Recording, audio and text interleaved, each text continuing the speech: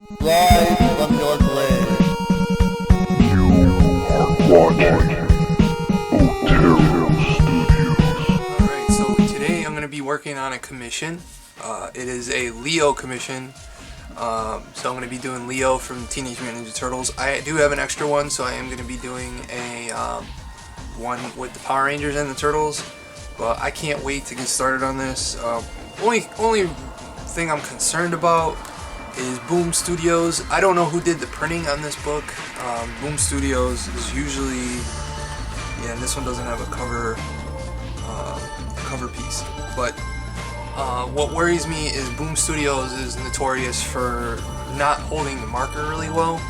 So I hopefully I don't spend all this time on the black and white, and then when I go to color, it starts to not blend right. If IDW pressed it, then this should be good to go. And there's no cover in the back, but yeah, see, it doesn't even tell you, it just says Boom Studios IDW, so I hope this holds the ink well, but we shall see. Hopefully you enjoy the video. Don't forget to like, share, and subscribe, and as always, keep it over 9,000. Enjoy!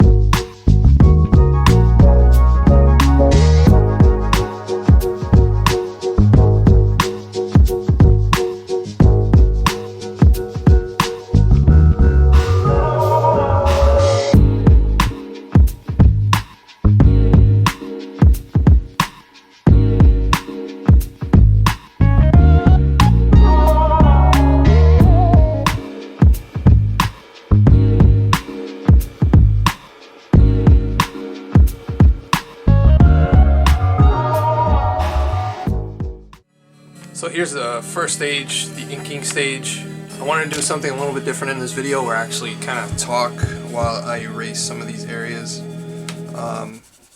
Sketch covers are notorious because they're either really good with marker. So I am hoping that this blends well. If it does not, I'm going to be very upset. Because I'm already clocked in. There's some things you didn't watch in the video. Obviously I showed the sketching portion, but there were some areas where I inked that I didn't record. So I'm already clocked in well over the drawing. Would I allot for the pencil and ink stage? I allot a little bit more for color, because I have trouble seeing color. So sometimes I do run into some issues with that, so I'll try to knock that out a little bit later, or give it some more time to do. So now I'm going to be moving to the color stage, so I'm just going to let this dry, and then the video will continue.